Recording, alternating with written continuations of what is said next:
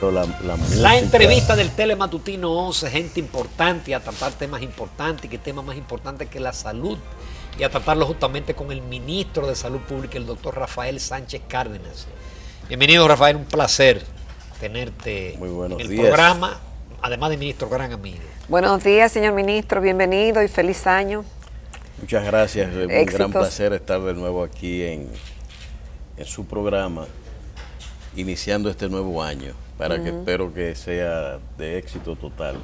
Gracias. Tanto ustedes como sus familias. Pero con muchos retos para el ministerio. Se estaba hablando del tema de la mortalidad materno-infantil y parece que eso es uno de los puntos principales de su agenda, que puede explicarla, puede explayarse en cuáles son sus metas en este año y especialmente con ese tema que es de mucha preocupación.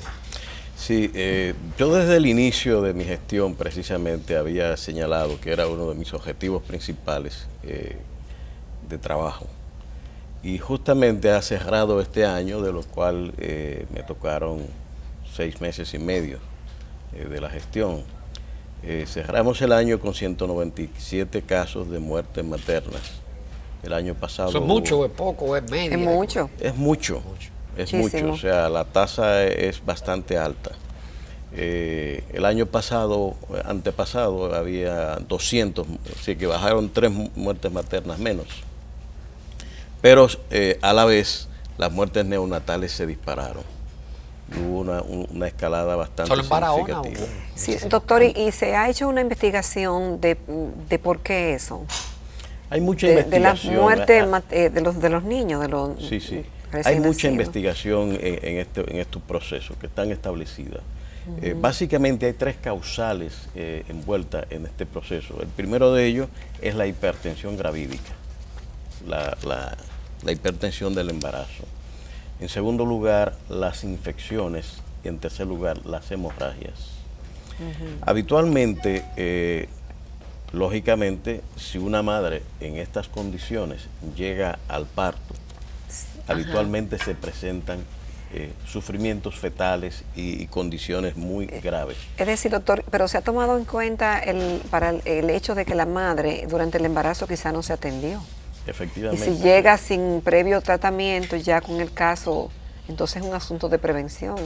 Hay una, ¿cómo diría yo? O sea, los partos son todos institucionales. El 99% de los partos se dan en los hospitales. Y la mayoría de las embarazadas ha tenido por lo menos 4 consultas, que es insuficiente. Bueno, pero, entonces, pero tampoco es 0. Exacto. Tampoco es 0. A excepción de algún poco, porque aparecen bastante las migrantes que habitualmente llegan sin una consulta previa. Yo te tenía esa pregunta, ¿el peso, las migrantes afecta a la estadística? La afecta, ellas representan el 24% de los partos. Pero de todas maneras estamos hablando que el 76% es de dominicanas y las estadísticas siguen siendo altas. Los ODS señalan para el 2030 una aspiración a 70 por 100.000 nacidos vivos. Esa es la meta que hay a nivel de las Américas en el caso de los neonatales. Que se baje a ese número. De las muertes maternas. Es decir, que se baje ese número. Que se baje a 70. Nosotros estamos en 104 el año pasado. Y cerramos este año más con 3 menos, es decir que la meta es ambiciosa para la República Dominicana, muy comprometedora. Pero nosotros lo que estamos haciendo es el diseño de un plan de trabajo, ya que se ha discutido y se ha llevado incluso con técnicos de la Organización Panamericana de la Salud. Hemos discutido el tema con el Servicio Nacional de Salud y estamos ahora precisamente a sugerencia de algunas universidades, las facultades de medicina también vamos a discutir el tema y el colegio médico, porque esperamos a partir del 1 de febrero iniciar el proceso de aplicación del plan. Tiene 3 componentes fundamentales, que es uno, el extrahospitalario, el hospitalario y uno de comunicación estratégica, es decir, de orientación, prevención de la mortalidad. O en un componente que tenemos también que es bueno destacar, que es el tema del embarazo del adolescente, que juega un papel importantísimo. representan más o menos el 21 a 22% de todos los partos. Lo que significa y que de las muertes, ¿qué porcentaje sería de adolescentes? También aportan bastante. Aportan bastante. La muerte adolescente tiene que, en la composición, tiene que andar cerca del 15%. Es decir, que sigue siendo un tema importantísimo. Dentro del componente de comunicación, una de las cosas que vamos a dedicar es el tema de atención a las embarazadas. Ahora, nosotros, a pesar de lo que vemos en los hospitales que se está dando, hemos identificado de que una captación temprana de la embarazada a nivel de la comunidad ayudaría a que las causales principales, si se manejan en esa fase inicial, captando la embarazada y acompañándola. ¿Pero a qué usted le llama captación? Es decir, un vecino sospecha o ve o un familiar que una adolescente está embarazada. Exacto. El ¿Qué sistema, hacer? mediante las dependencias que tiene el ministerio, llamadas DPS o direcciones de área, direcciones provinciales de salud, más un sistema de promotores y de acompañantes que hemos diseñado, vamos a captar esa embarazada e identificarla en la comunidad. Esa embarazada, una vez que es captada, se lleva al sistema. Se hace el levantamiento de la historia clínica, ¿verdad?, perinatal, se hace el tratamiento de las afecciones que tienen. Si es hipertensa, lo lógico es que aquí se haga la corrección. Tenemos meses para controlar la hipertensión y por tanto reducir la primera causal de muerte que tenemos en el país en ese momento, y vamos entonces acompañando todo el proceso de atención prenatal, de referencia y contrarreferencia. Los acompañantes que hemos diseñado en el programa, vamos a empezar por el Gran Santo Domingo, van a tener 10 embarazadas por cada uno de ellos. ¿Bajo su qué? ¿Responsabilidad? Bajo su responsabilidad. ¿Pero eso será un trabajo remunerado o cómo? Es un trabajo remunerado, es decir, pero en un territorio determinado. Digamos, en Gualey habrá un equipo, hay direcciones de área de salud, hay promotores y este acompañante que está recibiendo unos cursos especializados para orientación. Es el encargado de llevar a cabo la labor de orientación en salud de la embarazada. No ir a acompañarla, vamos, te toca cita. Tiene el control absoluto exacto. con la cita de los médicos en la unidad de atención primaria o el centro de referencia de qué se trata. Y si tiene riesgo, le vamos a donar los antihipertensivos, le vamos a donar los kits de vitaminas y hierro si hay, porque hay un 34% de las embarazadas que tienen anemia. Y esto es una de las condicionantes cuando en el parto hay complicación y hay además anemia, con una hemoglobina en 7 u 8. Si hay una hemorragia. Hay hemorragia, pues las posibilidades de muerte son mucho mayores. Pero son factores, fíjese que son prevenibles. Entonces, no hay factores, doctor, por deficiencias en los centros de salud. Los hay, no estamos diciendo que no los hay. Por eso yo le estoy hablando del componente extrahospitalario. La labor que desde la comunidad, con la captación y acompañamiento, la educación que se va a hacer con esta embarazada hasta que llegue al hospital, el día del parto. Allí, lógicamente, nosotros hemos hecho un levantamiento en las 10 provincias principales del país, donde está el 70% de la mortalidad. Y se han identificado ya con claridad, la propia Organización Panamericana de la Salud ha hablado del 40% de desapego a los protocolos establecidos en el manejo. Es decir, lo que debiera ser un 100%, en la mayoría del sistema apenas se alcanza el 40%. En la medición que hicimos está en 39.6. ¿Y cómo lograr subir eso? Porque ya es el personal que, si se quiere, es especializado. Y que ya no depende de ustedes. No, porque ya los hospitales no dependen de ustedes. Nosotros ejercemos la rectoría. Exacto. El Servicio Nacional de Salud es quien ejerce la dirección de los hospitales. Pero eso no significa que no se desarrolle una relación conjunta de planificación, como le estoy diciendo. Nosotros hemos conjuntamente hecho la planificación. ¿A qué conduce el estudio de las deficiencias en los protocolos? Deficiencia en la aplicación del partograma, por ejemplo, que es fundamental en la calidad de la atención del parto. que es bajísima en los hospitales. Incluso las historias clínicas, es bajísima la tasa de aplicación del levantamiento de la historia clínica. Entonces, todo eso lo que estamos haciendo es induciendo la elaboración de planes de mejora en los hospitales, pero individualizados. Es decir, en base a esta información, cada uno de los hospitales hace la labor, los gerentes de hospitales, la labor de corrección de esas fallas identificadas y que deben ser corregidas. Ese es el proceso que vamos llevando y esperamos que ahora en enero, con esta acción, vamos a tener la primera indicación de tendencia hacia la baja de la mortalidad materno-neonatal. Recuerde que un parto complicado nos va a producir un producto también complicado. El embarazo en adolescente es uno de los factores que tenemos que trabajar duramente en la sociedad porque es multicausal. Hay ejemplos, estudios verdaderamente notables. Por ejemplo, puedo señalar en el dique de Los Amas, donde la puesta incluso de una cocina de ese ambulante que está facilitando a la comunidad comida a 10 pesos, ha bajado el comercio sexual en la zona en la que las adolescentes eran la principal afectada. Entonces hay todos esos factores sociales, por eso la intervención comunitaria, ¿verdad?, extrahospitalaria es importante y que debe ser plurinstitucional, con fines de bajar la tasa de incidencia del embarazo en adolescentes. Doctor, ¿y hay los recursos para esos comunitarios, esas personas? Usted habla del Gran Santo Domingo, pero para extenderlo a todo el país. Es que hay en el sistema un conjunto de organizaciones de promotores de la salud. Ya están establecidos hace muchos años. Y los casos se ven más porque ya tenemos más población en el Gran Santo Domingo. Claro. Y tenemos ya una estructura organizada, se empezó por aquí por los procesos de inducción y de el levantamiento cartográfico en cada uno de los barrios.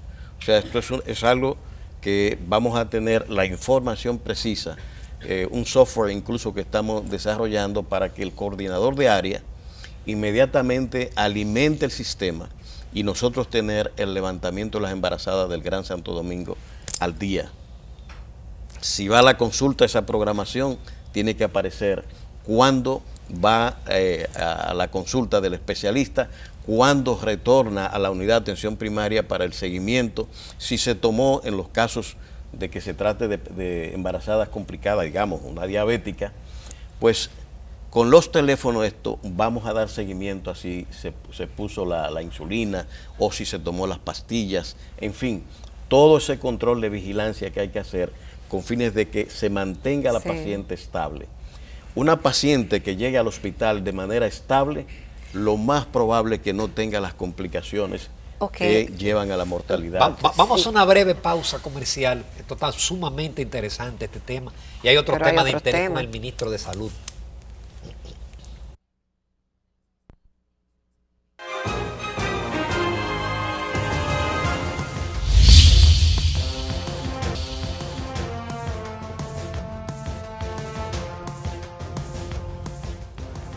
Continuamos en Telematutino 11. Esta mañana estamos conversando con el doctor Rafael Sánchez Cárdenas, quien es el ministro de Salud Pública. Doctor, además del tema tan importante que tanto afecta como es la muerte materno-infantil en la República Dominicana, hay otros problemas también que son retos para el ministerio y para la República Dominicana en sentido general como país. Los planes para este 2018, siempre hay quejas de la población de que la salud pública debe ser más prioridad.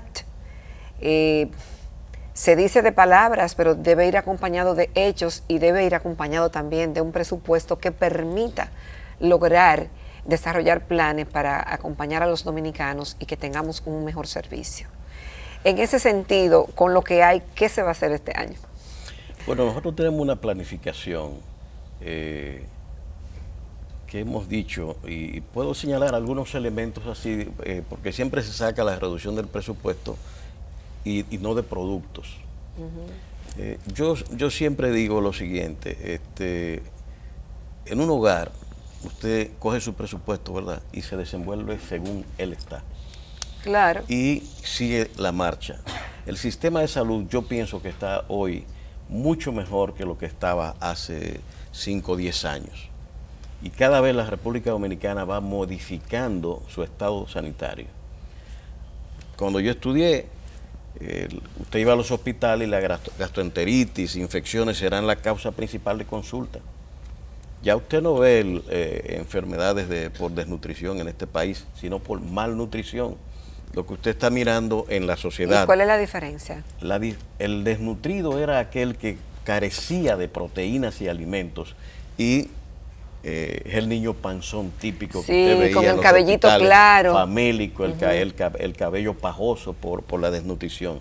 Eso desapareció y lo que estamos viendo son gorditos. Entonces, en toda la sociedad hay un aumento de la gente que tiene sobrepeso, lo que significa que el consumo de proteínas y alimentos en el país ha mejorado enormemente. Pero también, ¿por qué tenemos menos gastroenteritis?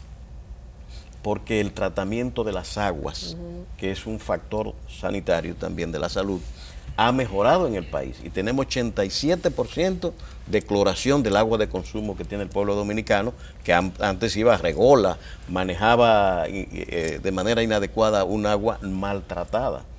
Pero ya tenemos una cloración altísima y eso se refleja en el sistema de salud.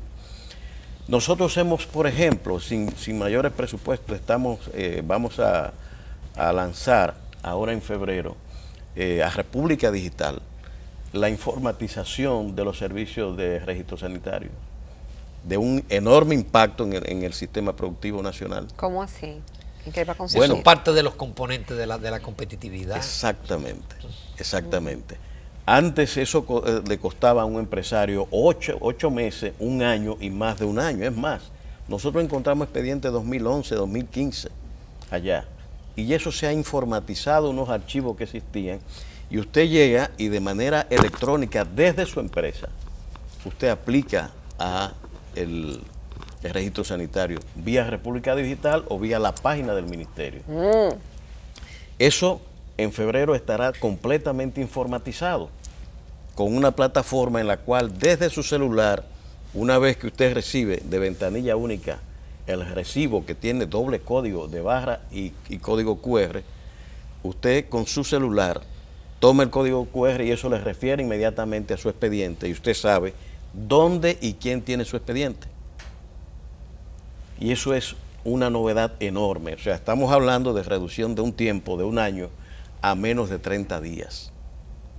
Incluso ya está instalada la interfase en el Laboratorio Nacional, de manera que el Laboratorio Nacional sabe cuándo llega un producto que le va a llegar, un medicamento, por ejemplo, que simplemente recibe la muestra, el código, y al llegar al laboratorio cliquean, hacen su análisis y lo cargan desde allá, es decir, sin papeles.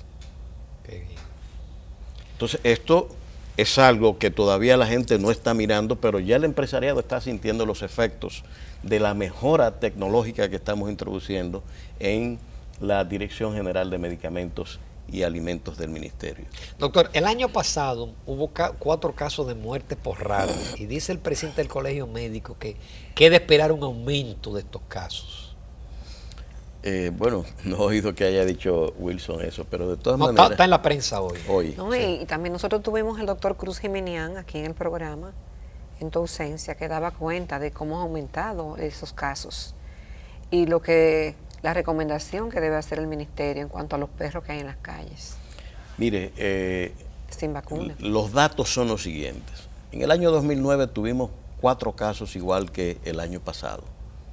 Ha habido años de 3 casos, 1 caso, pero habitualmente está oscilando entre 0 y 4 el número de casos. El año pasado fue exactamente igual.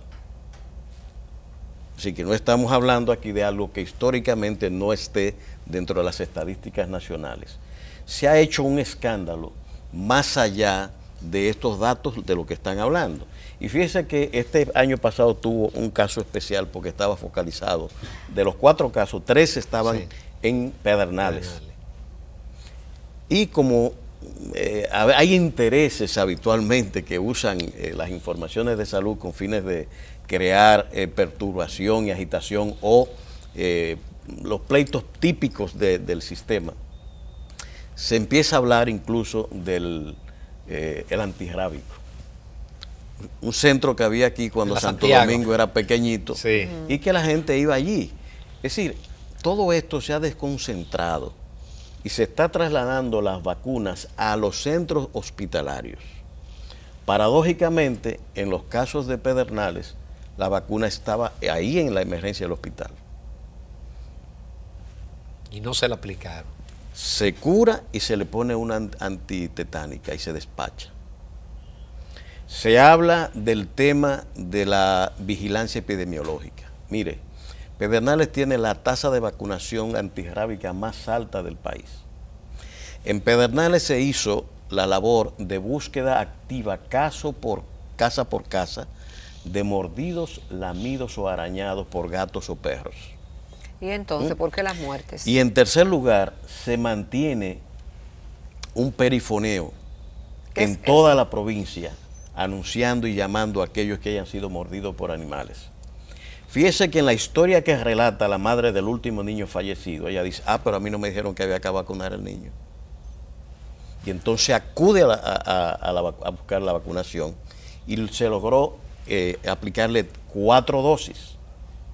Lo lógico es que en el momento de la mordida, cuando se cura, se le pusiera inmediatamente la vacuna. Sí, un fallo de protocolo. Y la historia es una violación de protocolos. Exacto. ¿Entiendes? Entonces, esas son de las cosas que hay que ver. Yo no he visto a Wilson, pero fíjate, debiera hablarse de la violación del protocolo, que es una labor del personal de salud. Pero que tiene que ser supervisado. Tiene que ser, bueno, pero hay una gestión del hospital.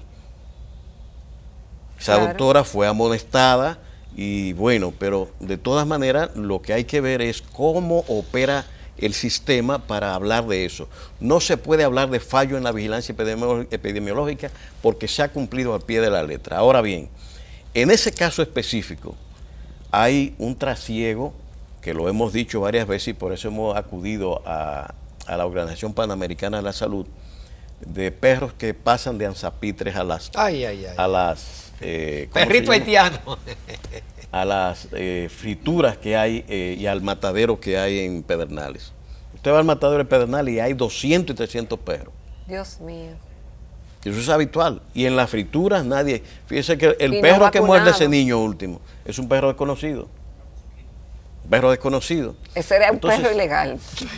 Un perro indocumentado. Nosotros lo que tenemos que tener seguridad, porque cuando usted ha hecho la aplicación y seguido el método que la epidemiología marca, lo que estamos pensando es ver cómo vacunamos en anzapitres de manera que todo el sector, porque esto, a pesar de que estamos en 2 países muy cercanos, nosotros tenemos que ver cómo se hace la vacunación allí y estamos a través de OPS y aparte de esa, doctor, el resto de las vacunaciones, qué sé yo, poliomielitis, eso se mantiene. Ese programa se mantiene, el PAI como le llaman, el Programa Ampliado de Inmunizaciones. Es un programa que se sigue ampliando y se mantiene de manera permanente. Y el programa de los medicamentos especiales de alto costo que también ustedes manejan, eso sigue. Ese programa está activo, ha dado un resultado enorme a más de 22,000 personas de enfermedades catastróficas y ha representado para el Estado cerca de 2.900 millones de pesos. Y es un programa que está de alto impacto humanitario. ¿Qué tipo de pacientes, qué enfermedades? Cánceres, cáncer, hepatitis C, enfermedades raras. Todas esas enfermedades son manejadas a través de este programa. Hipertensión pulmonar y esas cosas. Sí, cuando son, la hipertensión es una expresión de otras enfermedades, pero en todos los casos siempre. La pulmonar. Sí, así es. O enfermedades también cardiovasculares, que son también tratadas por esa vía. Doctor, finalmente, ¿va a la atención primaria este año? Bueno, aunque no depende directamente de ustedes, pero a ustedes lo favorecería. Nosotros le haría el trabajo más cómodo. Estamos trabajando en unos protocolos y unos diseños sobre atención primaria con fines de facilitar la implementación. La descripción del plan extrahospitalario que le estoy diciendo va en la dirección de aplicación de un programa de atención primaria en coordinación con las unidades de atención primaria locales del Servicio Nacional de la Salud.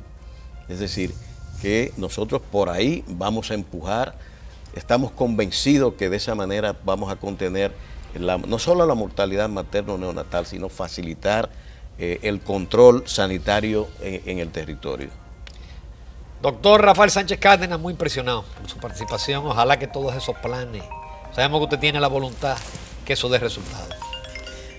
De eso puede estar seguro de que vamos a implementar esto, y el sistema y todo el equipo de salud de la República Dominicana está comprometido a dar unos resultados diferentes en los indicadores nacionales de salud. Muchísimas gracias. Muchas gracias, doctor, y éxitos. Amén. Nos vamos a comerciales, a la recta final del Telematutino 11.